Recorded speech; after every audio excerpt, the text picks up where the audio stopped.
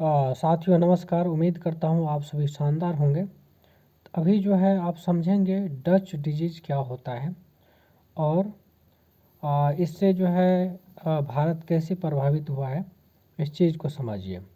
तो देखिए Dutch disease जो है ये पहली बार जो है नीदरलैंड में आया था 1960 में, ठीक है। और ये जो है एक तरह से इकोनॉमिक फिनोमेनन है, ठीक है।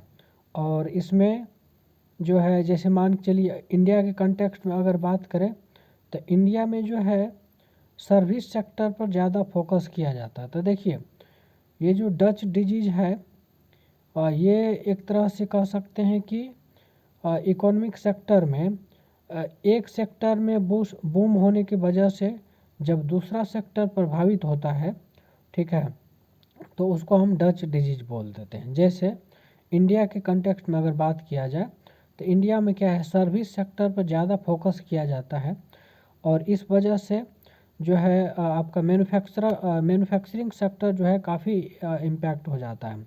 मैन्युफैक्चरिंग सेक्टर में जो है कहीं न कहीं उसकी आपका पतन देखने को मिलता है, समझे।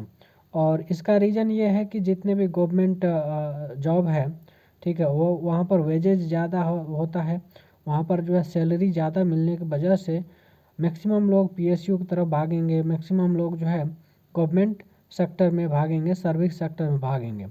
अब जब सर्विस सेक्टर में भागेंगे तो ऑब्वियस सी बात है ना। वहाँ पर अब एक चीज़ और बताना चाहेंगे यहीं पर, इंड्यूस्ड इनोवेशन थ्योरी।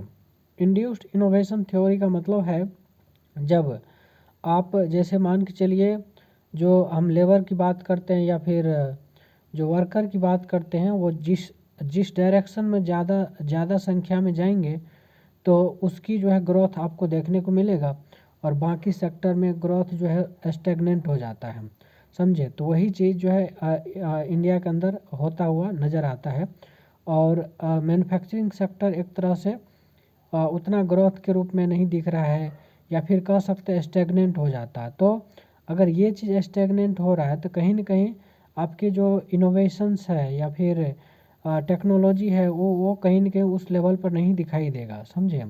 और इसी वजह से और उस देश का जो है एक तरह से कह सकते हैं मतलब इतना प्रोग्रेस नहीं दिखाई देगा, समझे।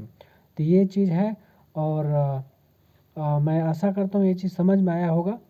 और एक चीज़ और, अगर आपको सीसैट में कहीं भी दिक्कत होता है तो आप JKD-IAS या फिर JKD-IAS टेलीग्राम पर जो है आइए और वहाँ पर आपको गूगल लिंक मिलेगा।